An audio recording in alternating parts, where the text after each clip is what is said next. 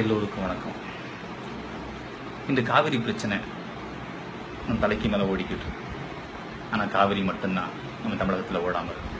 உலகத்தையே ஆண்ட இனம் இன்னைக்கு உருவாய் குடி தண்டிக்காக கையேந்து நிற்கிற அவலம். இதுக்கு யார் காரணம்? கண்ணனா, மலையாளியா, தெலுங்கனா? யார் காரணம்? நாம தான் காரணம். இந்த பாவத்துக்கெல்லாம் ஆளாக்கி விட்டது நாம தான் காரணம்.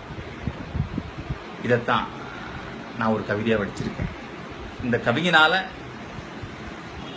இந்த தாக்கத்தை எப்படி வெளிப்படுத்த முடியுமோ அப்படி வெளிப்படுத்தியிருக்கேன். இந்த இனத்திற்காகவும் இந்த மொழிக்காகவும் போராட துடிக்கும் ஒவ்வொரு இளைஞரின் சார்பாக இந்த கவிதையை சமர்ப்பித்தேன்.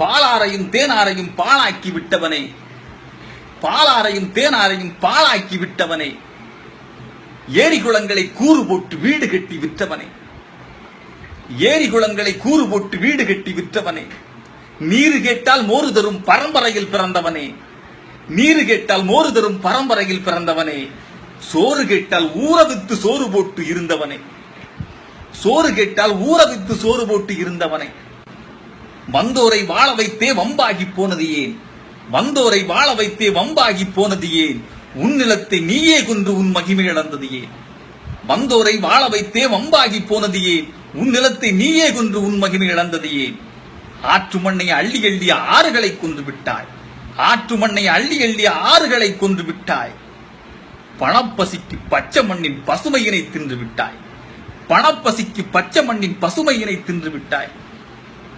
எத்தனையோ ஆறுகளை கொன்றொழித்த பாவம்தானோ, எத்தனையோ ஆறுகளை கொன்றொழித்த பாவம்தானோ காவேரிக்கும் மூதேவிக்கும் கையேந்தி நிற்கின்றாய், எத்தனையோ ஆறுகளை கொன்றொழித்த பாவம்தானோ காவேரிக்கும் மூதேவிக்கும் கையேந்தி நிற்கின்றாய்.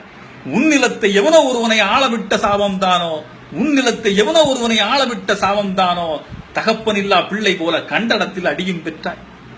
உன் நிலத்தை எவனோ ஒருவனை ஆளவிட்ட சாபம்தானோ தகப்பனில்லா பிள்ளை போல கண்டடத்தில் அடியும் பெற்றாய்.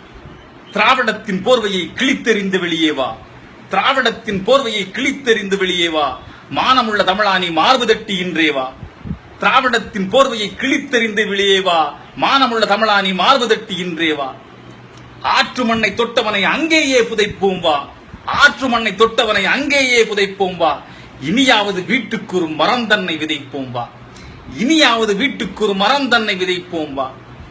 எவனிடமும் கையேந்தி இனியும் நீ நிற்காதே, எவனிடமும் கையேந்தி இனியும் நீ நிற்காதே, நம் நிலமே சொர்க்க பூமி இனியும் அதை பேர்க்காதே, எவனிடமும் கையேந்தி இனியும் நீ நிற்காதே, நம் நிலமே சொர்க்க பூமி இனியும் அதை பேர்க்காதே. என்றும் எழுத்தாணி முனையில் கவிஞர் செந்தமிழ்தாசன். தமிழ் எனது மூச்சு, அது இருக்கும் வரை நான் இருப்பேன். நன்றி.